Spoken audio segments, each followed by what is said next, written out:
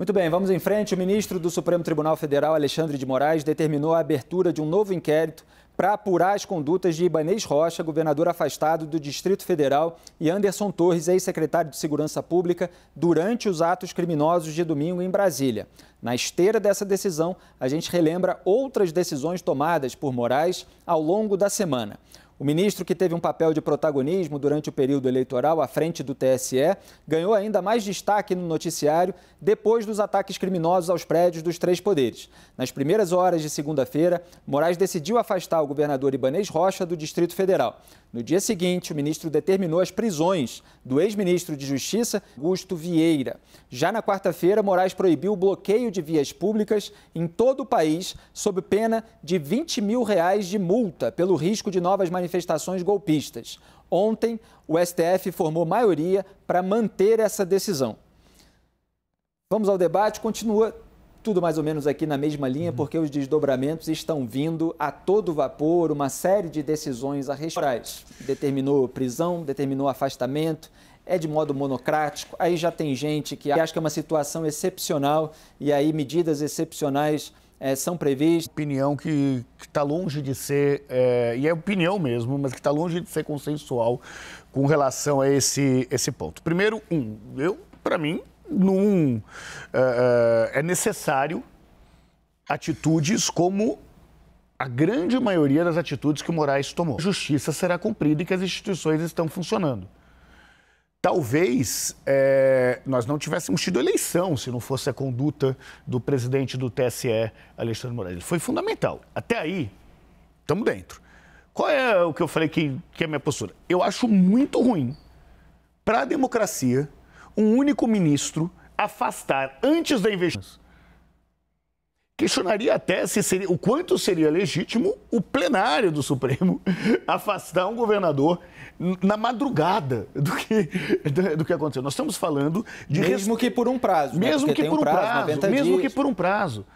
Ele está dizendo nessa decisão que a vontade do povo, que 4 meses antes, 3 meses antes, tinha acabado de dar a reeleição para o governador, de que, olha, a opinião de vocês não vale absolutamente nada, afastando o governador. Desculpa, eu acho tão errado quanto foi errado impedir com que a ex-presidente Dilma não pudesse nomear o atual presidente Lula como ministro da Casa Nacional, que cabe ao presidente da República. Isso, para mim, não é bom para um processo em que a garantia fria da lei precisa ser necessário. E queria lembrar para todos que agora vão invadir as redes sociais e tudo mais, deixando uma coisa clara com isso. Porque o programa repercute. O programa repercute bastante. Eu quero deixar uma coisa bastante clara. Isso aconteceu com o Ibanez e poderia ter acontecido com outros. Você não cabe à justiça ter 2 pesos e 2 medidas sobre isso. A vontade do eleitor é soberana. A mesma vontade do eleitor que garantiu a presença de Lula, tem que ser garantida num governador que acabou de ser eleito. E eu não estou dizendo... Desculpa, mas eu acho que a vontade do eleitor é soberana até a página 2. Por isso nós temos mecanismos como o impeachment, por exemplo. E o judiciário acompanha, né? Claro, eu tenho zero problema com a instituição do impeachment, ou com o rito do impeachment. Porque quem vota pelo impeachment são pessoas que também foram eleitas pelo povo. Agora, um juiz, de forma monocrática, tirar um governador de estado sem ter o mínimo de indício inicialmente, porque a não ser que tenha alguma outra informação que, ao liberar os autos... Só lembrando, a crítica é legítima, cada um faz a sua, a decisão já foi endossada... Agora, dias depois, claro, né, pelos demais ministros, se eu não me engano foi em plenário virtual, cada um votou ali, endossaram, e os ministros indicados pelo Jair Bolsonaro, André Mendonça e Cássio Nunes Marques, me parece que foram os únicos votos contrários. Falando sobre os métodos, isso foi muito questionado já antes, com o Wilson Witzel no Rio de Janeiro. Depois essa decisão também foi referendada, houve muito debate no Rio de Janeiro e até no resto do país sobre esse tipo de decisão e agora acontece de novo. Há uma questão da falta de confiança na segurança pública num momento sensível, mas isso levou à intervenção federal decretada pelo governo federal. Você acha que a intervenção federal ser decretada é legítimo, porque inclusive foi referendada pelo Congresso de acordo com o mecanismo normal, mas que não precisava afastar o governador? Quer dizer, havia outros caminhos antes de um afastamento definitivo. Há um interventor, estão afastados. Não seria muito bom o governador do Distrito Federal ter participado da reunião dos governadores?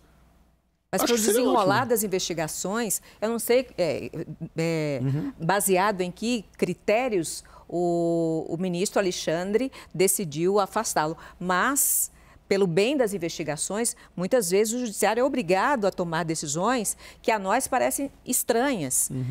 E eu queria deixar aqui bem claro que o juiz ele age provocado por algum ente. Ele não age de ofício, salvo algumas exceções raras. Não é da cabeça do ministro Alexandre de Moraes, eu vou fazer isso hoje. Hoje eu vou afastar o governador em exercício. Hoje eu vou afastar A, B ou C. Hoje eu vou fazer pintar e bordar. Todas e essas aparecer decisões, de fato, foram provocadas. Sim. Agora cabe a cada um a análise. Continue, Raquel, por favor. Raquel, eu concordo com a Raquel. A minha única dúvida é que, salvo engano, seria legal o pessoal da produção checar sobre isso.